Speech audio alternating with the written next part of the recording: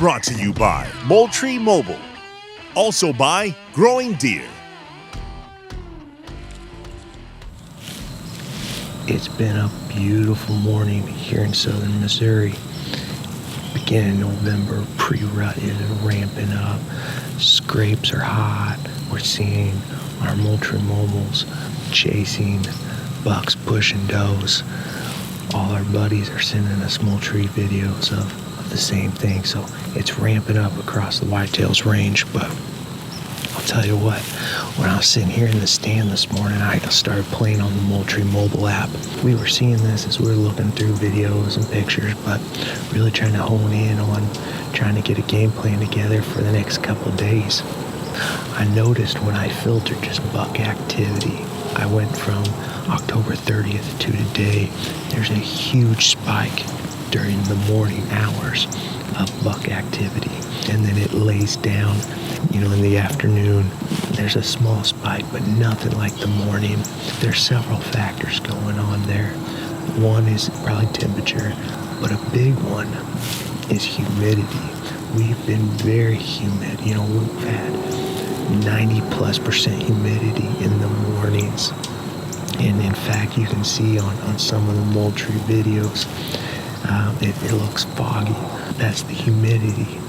And deer this time of year, especially bucks, they are using their nose and they're looking for those first receptive does.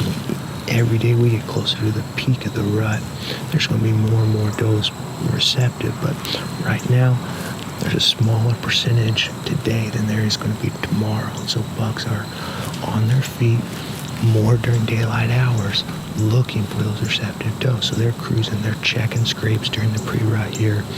That humidity really helps them smell well. So that big spike is probably temperature, humidity, and some other things going on. But as a hunter, how we're using that is we know that high humidity and there's some low winds in there. That makes it easy for deer to smell, but it's tough for us as hunters to get away with hunting without alerting deer. So our hunting strategies are in areas that may be not exactly right where bucks are first thing in the morning, but we're backing off hunting these travel corridors a little more, letting that humidity drop down, let the wind pick up, so now our scent can be carried away from where we suspect deer are moving. Of course, there's still some humidity and bucks are transitioning between, maybe bedding or food as they scent check or check scrapes or whatnot. So they're still moving, but we're positioning ourselves where deer kind of get to us when it's a little more favorable for the hunter. And a great example of that is, right in front of me actually is a Moultrie Mobile, and just a few days ago we had two mature bucks just duking it out. I mean, just full-on brawl right here, not 20 yards in front of this little hidey hole I'm looking at.